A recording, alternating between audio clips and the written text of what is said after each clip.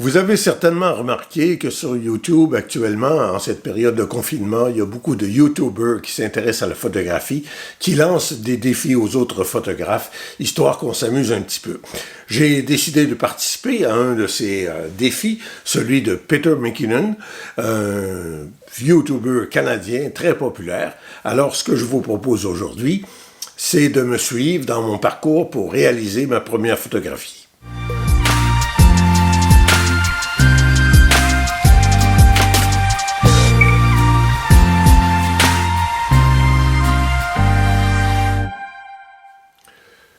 Bonjour tout le monde, mon nom est Jean Doyon, je vous souhaite la bienvenue sur ma chaîne YouTube. Alors oui, répondre à un challenge d'un YouTuber. On l'a vu, les photographes actuellement font appel à la créativité de chacun, vu qu'on est confiné à créer des choses chez soi, sans sortir. Alors moi, j'ai décidé de suivre Peter McKinnon, qui est un YouTuber torontois, très connu, très populaire. Quand on dit populaire, il a quelque chose comme 4,5 millions d'abonnés, c'est beaucoup. Et il est très créatif aussi. Alors, son défi qu'il nous propose, c'est In Isolation, hein? Confinement, isolation, isolement. Alors, tout de suite, j'ai eu une idée en pensant à ça. Je me suis dit, tiens, je vais retourner aux figurines. Voilà quelques années, j'ai passé un hiver de temps à faire une photo par semaine avec des figurines, des photos qui étaient un petit peu parfois surréalistes, enfin qui allaient dans toutes les directions. Dans un premier temps, je voulais savoir quel fond je voulais, un fond sombre, un fond gris, un fond noir ou un fond blanc. Après quelques essais que j'ai fait rapidement, j'ai décidé que ce serait un fond blanc. Ensuite, je suis allé voir sur YouTube pour voir des vidéos sur comment photographier du verre et j'ai trouvé celui de Blaise Fiedler de la chaîne Photo Locaux, qui, en français, qui donne vraiment des bons trucs pour photographier du verre, qui m'ont confirmé que le blanc est une bonne solution. Pour l'instant, ce qu'il me reste à faire, c'est d'une part trouver des figurines pour mon projet de photo. Je voudrais au moins environ 5 figurines différentes et aussi trouver des contenants en verre pour contenir chacune de ces 5 figurines. Bon, j'ai rapproché les boîtes qui sont le plus susceptibles de contenir les figurines qui m'intéressent. Ce que je veux, c'est que ce soit des figurines à peu près dans les mêmes proportions et pas trop exotiques comme figurines. Je veux pas Tiger Woods, là, puis je veux pas de joueur de baseball, ni Carey Price, joueur de hockey. Hein? Ça, c'est vraiment beaucoup trop gros. Par contre, un personnage comme ça peut être intéressant parce qu'on dirait qu'il est en colère. Il y a lui aussi qui peut être intéressant, même s'il est aux couleurs de Home Depot, pour ne pas les nommer. Un autre problème qu'on a avec les figurines, c'est qu'il n'y a pas beaucoup de personnages féminins. Il y a lui qui a toujours été drôle. C'est un lutteur, mais enfin, on peut faire quelque chose avec. Bon, ici, j'ai une femme qui est issue de l'univers du cinéma, je crois. Ou de jeux vidéo, je ne sais trop. Une autre femme. Évidemment, il s'agit d'un premier tri. Des hommes, on en masse, des lutteurs surtout, mais quand ils sont bien habillés, on ne sait pas qu'ils sont lutteurs. Le chien de Don Cherry, un personnage afro-américain. Il y a ça, cette série-là, c'est une série très intéressante où les personnages sont vraiment intéressant, il ressemble à des personnages de la vraie vie, comme on dirait. 3 gars ici, j'ai des enfants, des ados, peut-être constituer une famille, tiens, et une femme qui appartient au même groupe, Don Cherry, un autre personnage féminin, en fait j'ai l'impression que c'est le même personnage que tantôt, mais habillé autrement.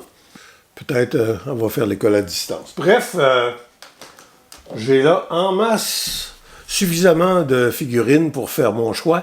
Reste maintenant partir à la recherche de contenants de verre.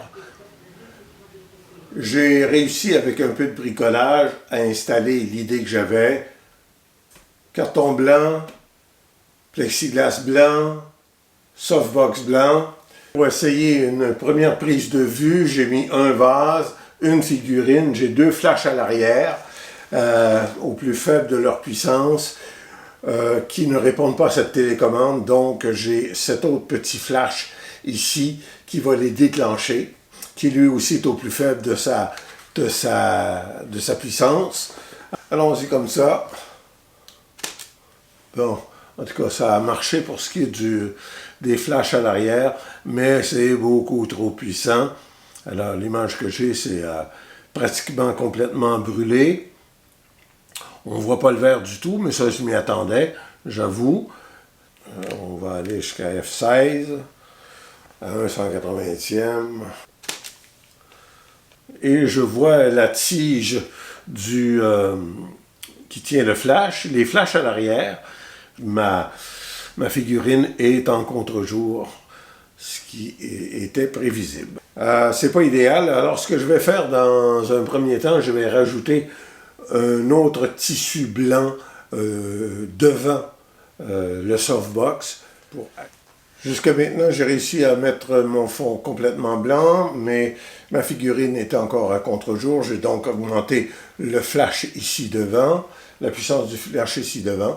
Et pour faire ressortir le vert, ce que je n'arrivais pas à faire jusqu'à maintenant, j'ai mis de chaque côté de la scène des petites plaques de carton noir. Et c'est parti.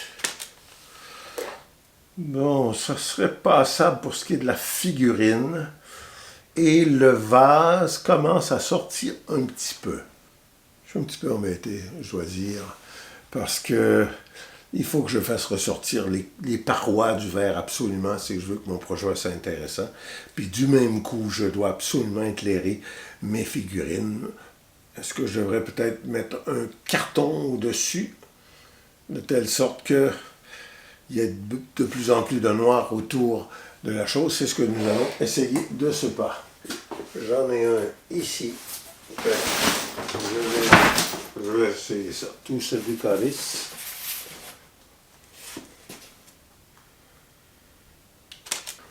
Oh, là, je vois bien mon verre. Là, je vois bien mon verre, mais évidemment, ma figurine est complètement à contre-jour. Je suis arrivé à quelque chose, disons, d'acceptable. J'ai à peu près terminé le montage de ma scène. J'en suis rendu à l'étape de placer mes figurines. C'est une étape très délicate parce que ça tombe, ça renverse, etc. Alors c'est long, ça demande de la patience, il faut se contrôler, il faut toucher à rien parce que tout ça, quand je travaille en studio, tout ça est un peu chambranlant, c'est fragile, hein, c'est temporaire. Alors, on ne construit pas le Louvre. J'ai terminé la mise en place de la scène, pris quelques photos d'essai. Là, il me reste à photographier la dernière. Qu'est-ce que ça donne? Ça me semble correct. Mais, honnêtement, je ne toucherai à rien avant d'avoir vu ces images sur l'ordinateur parce qu'à l'écran de l'appareil, c'est un peu petit pour juger de la qualité. Je suis allé voir mes photos à l'ordinateur et j'ai remarqué que ce personnage que j'avais choisi, c'est un coureur automobile avec des publicités sur son costume. Alors, c'est un petit peu trop voyant et aussi, il était disproportionné par rapport aux autres personnages. Donc, je l'ai changé pour un personnage qui a les bras des airs aussi, un peu choqué, ce que je voulais quand même exprimer dans cette photographie, qu'il y en a qui... on ne prend pas tout ça pareil, le confinement. Alors, j'ai changé ça, donc je vais prendre ça en photo une couple de fois. Voilà la photo telle que captée par l'appareil photo. Ensuite, un petit peu de travail dans Lightroom. Et enfin, des dernières retouches dans Photoshop. J'ai ensuite téléchargé cette photo sur mon compte Instagram. Ça a été une belle aventure que cette photo, un après-midi de travail pour produire une seule photo.